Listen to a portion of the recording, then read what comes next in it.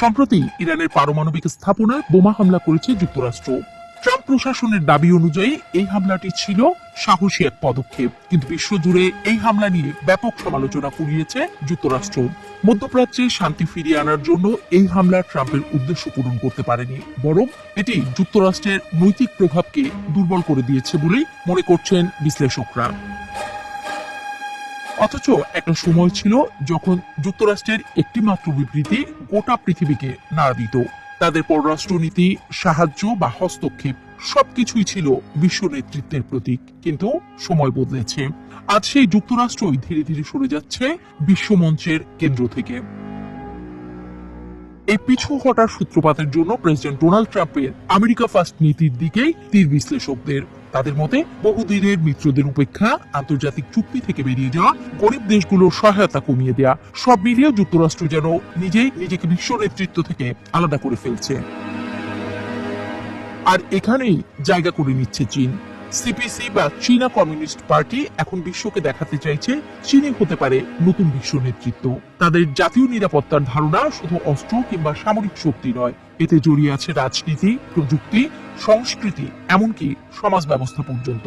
চীন বলছে তারা বিশ্বের স্থিতিশীলতার নতুন কেন্দ্র, আর এই ভাবমূর্তি গড়ে তুলতে তারা মাঠে নামিয়েছে global security initiative, belt and road ইনিশিয়েটিভের মতো বিশাল কর্মসূচি।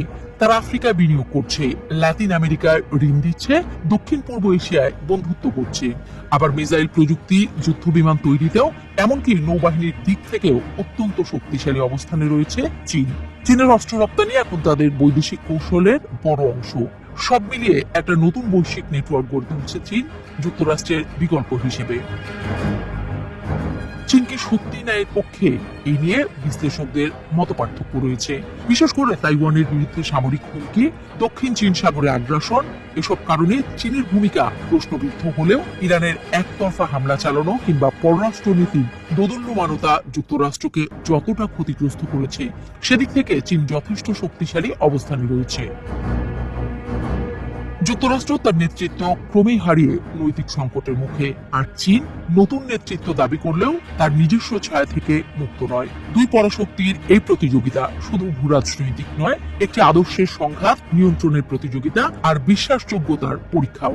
তাই বিশ্লেষকদের মতে প্রশ্নটা এখন আর শুধু কার বেশি ট্যাঙ্ক, কার বেশি অর্থ তা নয়, বরং প্রশ্নটা হলো কে গড়ে তুলবে এমন একটি বিশ্ব যেখানে নিরাপত্তার মানে হবে ন্যায় আর নেতৃত্বের মানে হবে আস্থা।